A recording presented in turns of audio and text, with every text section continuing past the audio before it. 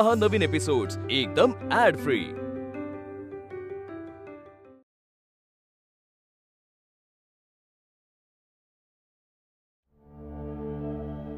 अशा वक्तव्यांपासून आणि कृतींपासून आपण लांब राहिले पाहिजे ज्याने लोकांच्या मनात भीती उत्पन्न होईल। आपण वेगवेगळ्या विचारधारेच्या लोकांचा मान ठेवला पाहिजे। मंजुळा, तुळसा, उद्याच्या स्पर्धेमध्ये भाग तुम्ही घेणार, पण जिंकणार किंवा हारणार आम्ही सगळ्या। त्यांच्या पोरी आपल्या पोरांबरोबर बरोबरी थोडीच करू शकणार। या स्पर्धेमध्ये 2 अडथळे असतील, ते या स्पर्धकांनी पार करायचे आहे। तसेच सर्वांच्या डोळ्यावर पट्टी बांधलेली असेल, ज्या बाजूला घंटा वाजेल त्याच बाजूला स्पर्धकांनी धावायचे आहे। अर्ध्या मिनिटानं अजून एक घंटा वाजेल, ध्यानात असू द्या।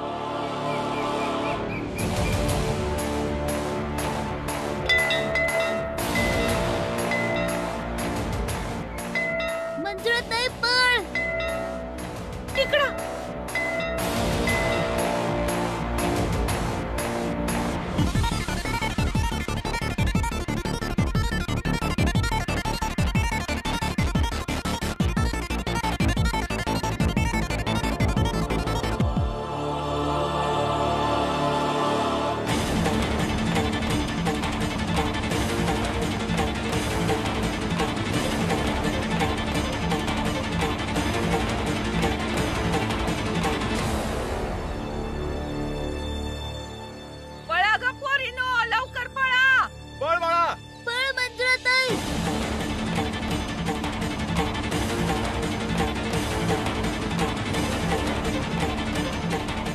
बांबूला पकडून सरळ पुढे या। थांबा, हा चक्रव्यूहचा रस्ता आहे, तुम्हाला त्या बाजूला जायचंय। जा आता। ताई, आपल्याला सरळ जायचंय, तर मग उजव्या हाताने बांबू धरून जावं लागेल। जर बांबू आपल्याला रस्ता देत नसेल तर मग आपण बरोबर आहोत। बरोबर आहे। आणि वाटत आडवा बांबू लागला की मग तिथं परतून यायचं। अगदी तसं बाबांनी आपल्याला सांगितलं होतं की उजेड नसेल तेव्हा कसं अंधाऱ्या खोलीतून बाहेर यायचं, भिंतीचा आधार घेऊन। चल चल।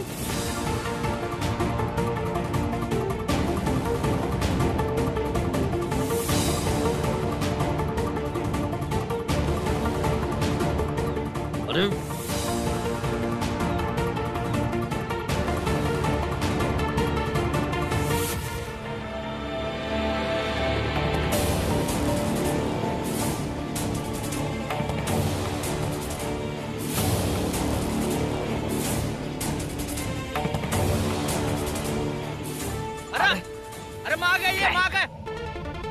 अरे काय करतात की पोरं?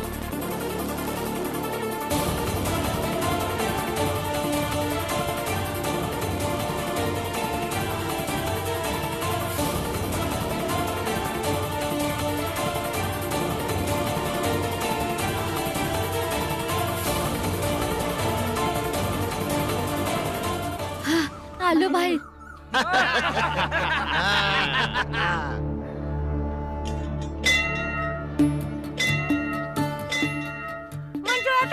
लक्ष ठेव, दुसऱ्या घंटेचा आवाज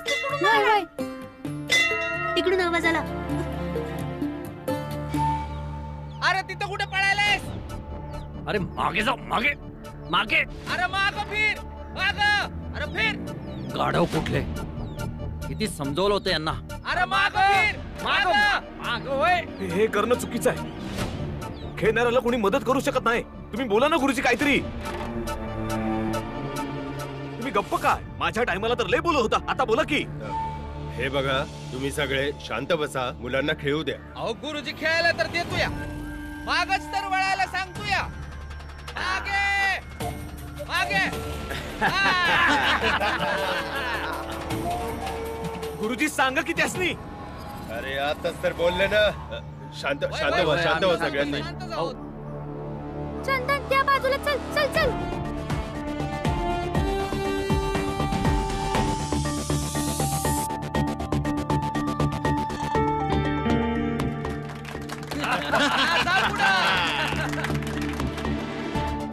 आलो बाहेर।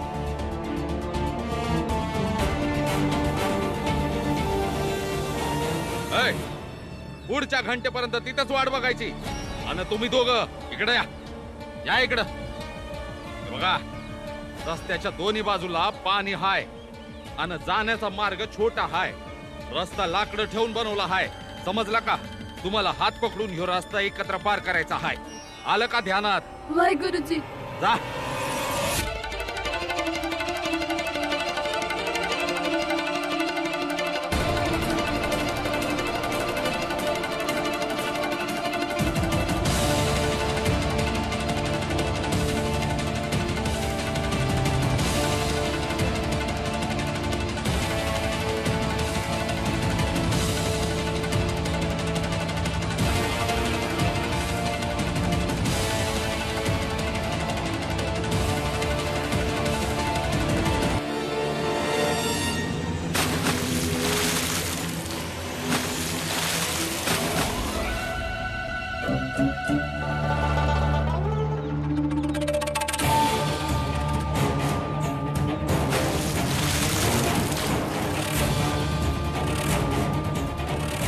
अरे तुम्ही कुठल्या मूर्ख मुलांना पाठवलंय तिकडे?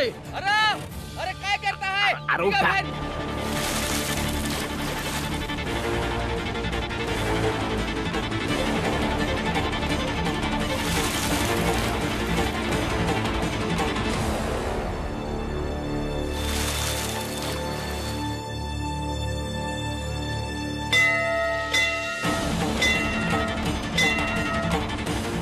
अरे थांबा थांबा थांबा, लांब राहा. उजवीकडे वळा, पुढे जा. आणि ऐका, रस्त्याच्या दोन्ही बाजूला पाण्याचा खड्डा हाय आणि मधोमधी एक छोटासा रस्ता बनवला हाय जो लाकडं ठेवून बनवला गेला हाय. तुम्हा दोघांना एकत्र हात पकडून हा रस्ता पार करायचा हाय. आलं का ध्यानात? वय गुरुजी. आणि तुम्ही दोघं बाहेर या आणि पुन्हा प्रयत्न करा. हे बघ तुळसा, संगतीने गेलो तर पडायची भीती आहे, म्हणून मी तुझा हात पकडून पुढे चालेन आणि तू माझा हात पकडून पाठी चल. असं केलं तर सहज ते अंगाला जाऊ. ताई, तीच दोन बकऱ्यांची गोष्ट ना, ज्यात त्या दोघी पूल पार करायचा प्रयत्न करतात? होय, तसंच. चल.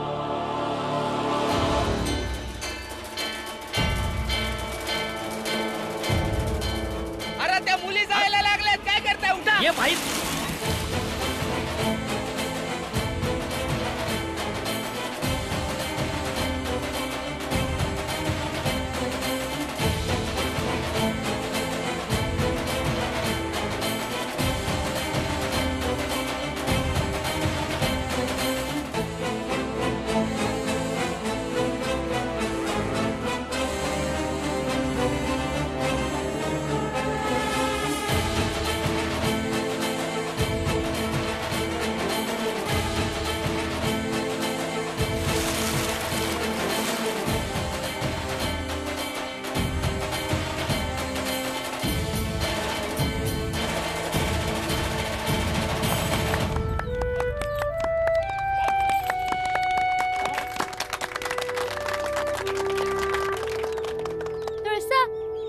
आपण पार केलं. होय ताई, आता जेव्हा तिसरी घंटी वाजल ना, तेव्हा आपण आपल्या पट्ट्या उतरून त्याच बाजूने पळू. जावा जावा जावा. काय करता तुम्ही? कुणाची वाट बघताय? घंटा का वाजवत नाही? घंटा वाजवा, म्हणजे त्या पोरी पट्टी सोडून या बाजूला इकडे येतील. होय.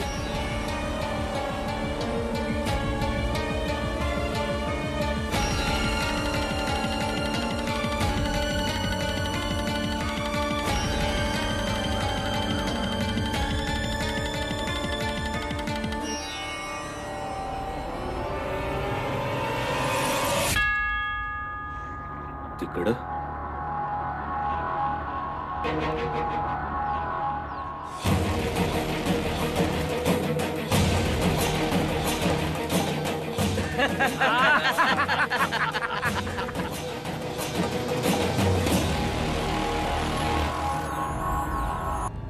अरे अरे हे काय? मंजुळात आहे, तुळसात आहे, तिकडे कुठे जात आहे?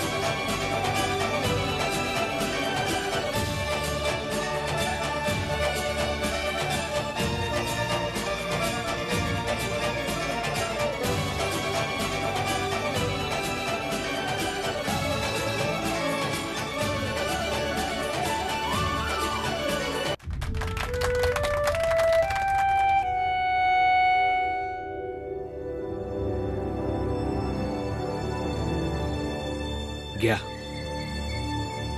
आता तरी पटलं नव की पोरांपेक्षा पोरी कमी नसत्यात.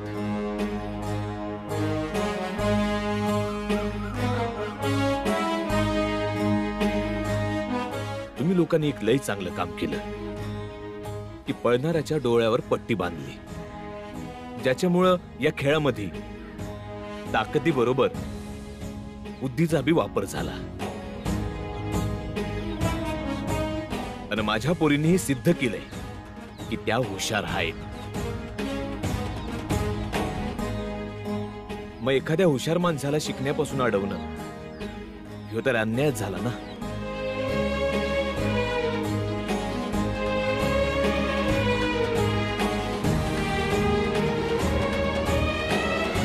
तुम्ही फक्त एकदा विचार करून बघा, या खेळामध्ये शिवणकाम, भरतकाम, विणकाम आणि जेवण बनवणं जोडलं असतं तर या पोरांनी या खेळामध्ये भाग घेतला असता.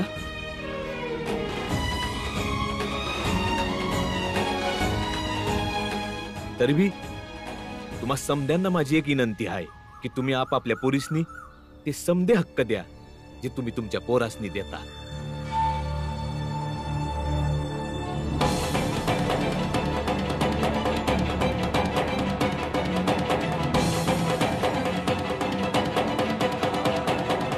तेव्हा समाजाचा विकास दुपटीनं होईल बघा.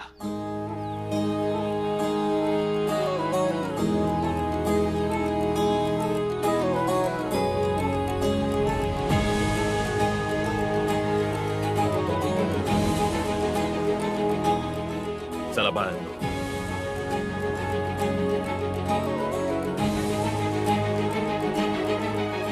आता तर तुम्ही आम्हाला शिकू द्याल ना? बाळा, आता तर ते पैस देखील हरले, मग नाही कसं म्हणते?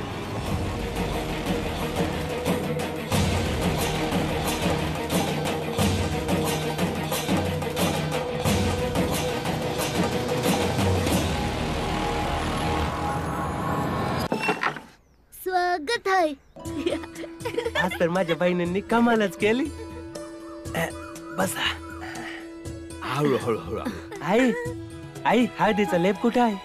तू लावणार आहेस लेप? वय बहिणी आहे माझ्या.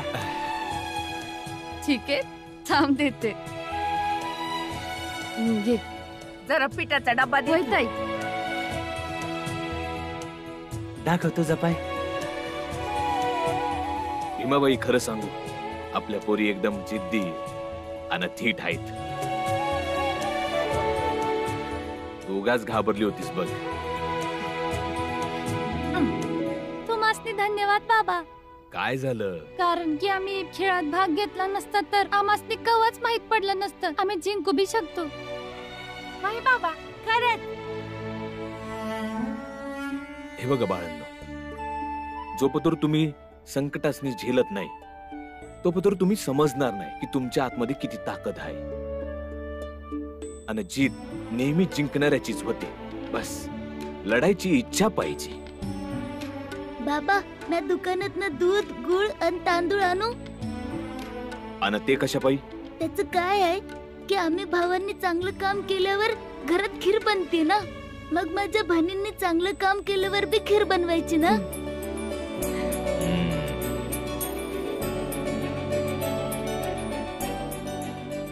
ठीक आहे भीम.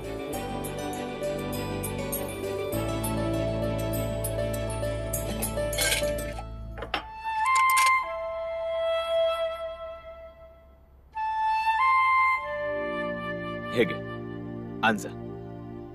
आज सांच्याला खीर बनवूया. भीमाबाई, चल मी येतो. अरे भाऊ, थांब की जरा, आत्ता होईल भाकर. नग मीरा, आज आनंदानं स्पोट भरलं बघ. तू काळजी नग करूस, मी खाईन काहीतरी. चल येतो. चला मंजुळा तुळसा, तुमच्यासाठी पाणी तापत ठेवते. गरम गरम पाण्याने आंघोळ केली म्हणजे समजा थक. जाऊ दे, मी आज तुम्हाला ती आंघोळ घालते. नाही आई, थकवा नाही, अभ्यास करायचा आहे. वय, परीक्षेचा फॉर्म भरून आलो, अभ्यास तर करावाच लागल. वय आहे. बर बाबा करा. माझ्या दोन्ही पोरी शाणे आहेत बघितलं. माझं हुशार बनी. माझं डोसकं दाब.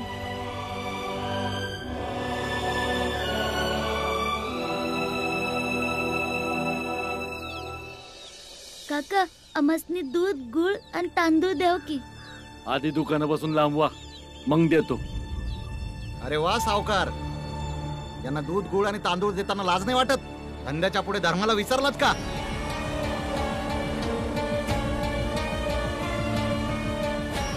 तुझ्यासारख्या माणसांमुळे यासनी वाटतंय की यासनी समाजाच्या विरोधात काय बी करायचंय ते करू शकतात. आणि जगण्यासाठी यासनी दूध गुळ गहू तांदूळ पाहिजे ते तर त्यासनी मिळणारच. कारण त्यासनी ठाव आहे की तुमच्यासारखी माणसं आपल्या धंद्या पाय यांची मदत करणारच. सावकार नेमका विचार करा, तुम्ही तुमच्या धंद्याप्रती इमानी आहात का आपला समाज आणि धर्माप्रती इमानी आहात? तुम्ही जावा इथनं. तुम्हासने काय बी मिळायचं नाही इथं. माझा समाज राहिला तर म्या राहील, माझा धर्म राहिला तर माझं दुकान राहील. काका असं नका बोलू. अमसनी सामान द्या. आता तुम्हासनी हाकलून लावल्यावर जाणार हाय वैर. चला निघा. चल भीम, आपण दुसऱ्या दुकानातून घेऊया. चला चला, आम्ही पण बघतो. आज जे पाहिजे ते होऊन जाऊ दे. कुठला दुकानदार तुम्हाला सामान देतो ते बनवा. खीर साजरा करा आनंद. चल भीम.